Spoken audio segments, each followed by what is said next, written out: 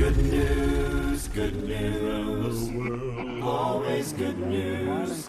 Good news, good news. There is good news today. No matter what else is happening in the world, Always good news. Good news. there is always good news today. Welcome to Good News Today, the program where you will always find good news, no matter what else is happening in the world. I'm Jim Dearman, your host for Good News Today. Thanks so much for joining us again here in the Good News Room. Let me tell you what's coming up on today's program. Of course, we'll begin, as always, with our devotional time, and that consists of our scripture reading, beautiful singing, and then a brief study of that scripture. And today it comes from the Gospel according to Mark. We're going to look at verses 1 through 9 of Mark chapter 7. Mark 7, 1 through 9. Let's turn to Mark chapter 7 and read together verses 1 through 9. I'm reading, as usual, from the New King James translation. Then the Pharisees and some of the scribes came together to him, having come from Jerusalem. Now when they saw some of his disciples eat bread with defiled, that is, with unwashed hands, they found fault. For the Pharisees and all the Jews do not eat unless they wash their hands in a special way, holding the tradition of the elders. When they come from the marketplace, they do not eat unless they wash. And there are many other things which they have received and hold, like the washing of cups, pitchers, copper vessels, and couches. Then the Pharisees and scribes asked him, "Why do your disciples not walk according to the tradition of the elders, but eat bread with unwashed hands?"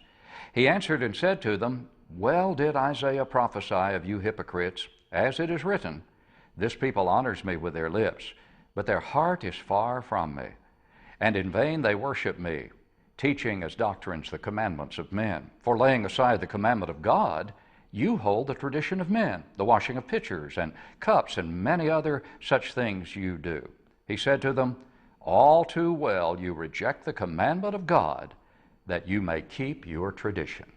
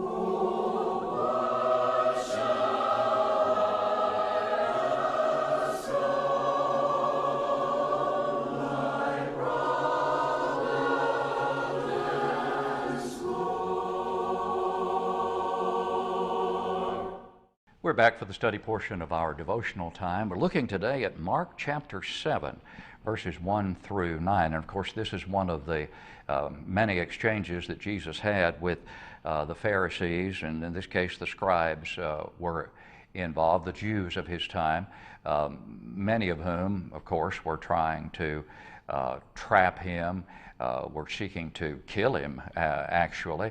And so they came together from Jerusalem on this occasion. Some of them came to him.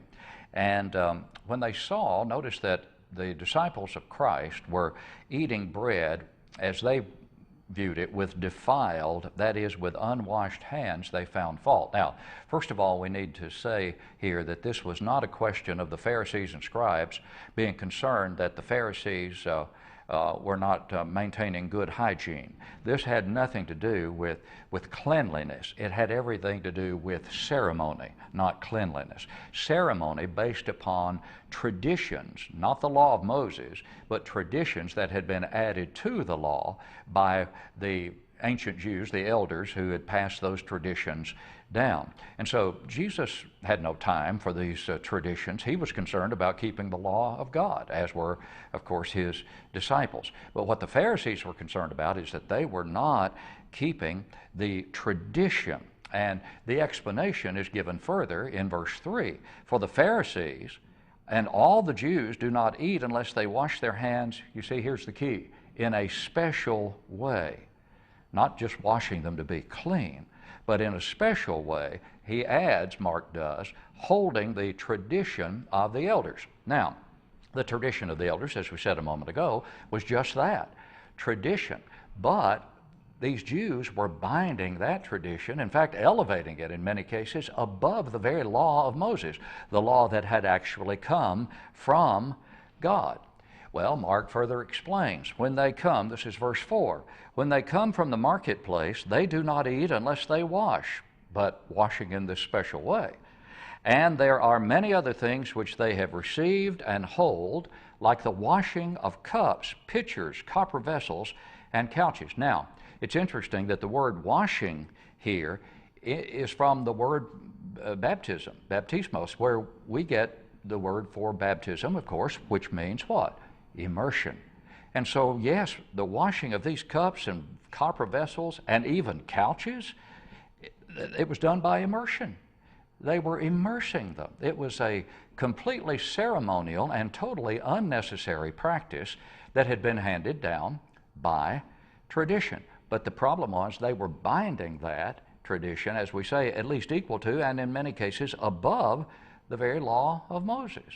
Well, verse 5, then the Pharisees and scribes asked him, why do your disciples not walk according to the tradition of the elders, but eat bread with unwashed hands?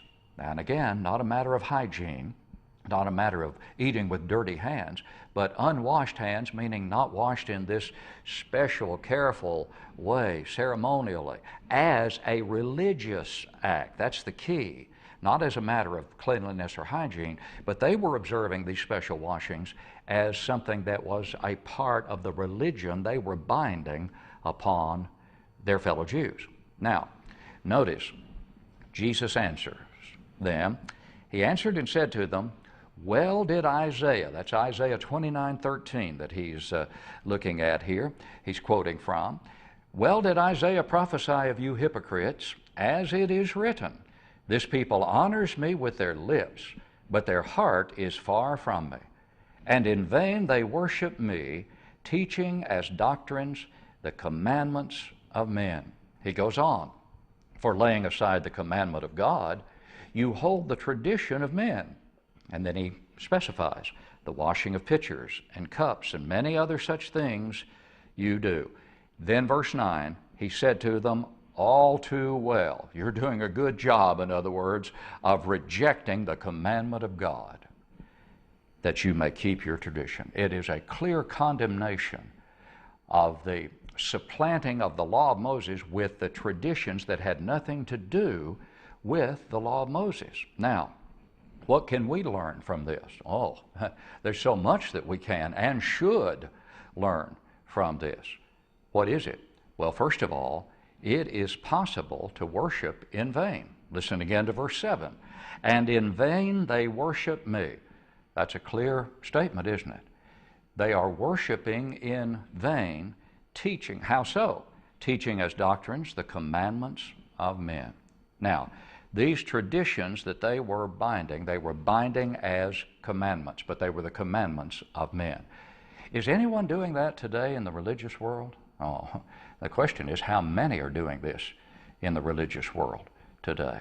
Now, there are certain traditions that one might follow that are neither here nor there, and we don't bind those traditions. For example, in our worship to God, we sing, and we sing a certain number of songs in a worship hour. Well, is there a specified number of songs that we're to sing in our worship to God? Well, no. In one congregation, the Lord's people might sing 5 songs in a worship service. And they might sing 2 songs, and then they have an opening prayer, and then another song, and then the sermon. The Lord's Supper might come before the sermon, or it might come after the sermon. But these are neither here nor there. And if someone tried to say, though, now we must observe the Lord's Supper before the sermon. It would be sinful to observe the Lord's Supper after the sermon. If someone tried to contend for that, one would be binding just as these Pharisees were guilty of doing. And it would be sin. It would be sinful to try to bind something that God has not bound upon us. That's the whole point here. Any time that we inject the traditions of men and bind them as being the law of God, when in fact they are not, we violate the law of God itself. And that is such a sobering reminder from this text, in which Jesus made it abundantly clear that one may worship in vain, and here's how: by teaching for doctrines the commandments of men. Down at verse 9, rejecting the commandment of God that you may keep your tradition. Well, it reminds us of what Jesus said to the Samaritan woman in John 4:24. God is spirit, and those who worship him must worship in spirit and truth. We must worship in spirit and truth. We must have the right attitude, that's spirit, but we must worship in truth, and that is as God has directed. And God, in the New Testament, through Christ, in his will, has given us the specific pattern for worship that pleases God. This text is such an important text and has definite relevance, tragically, to the very same practice going on in today's religious world that the Pharisees and scribes were guilty of here.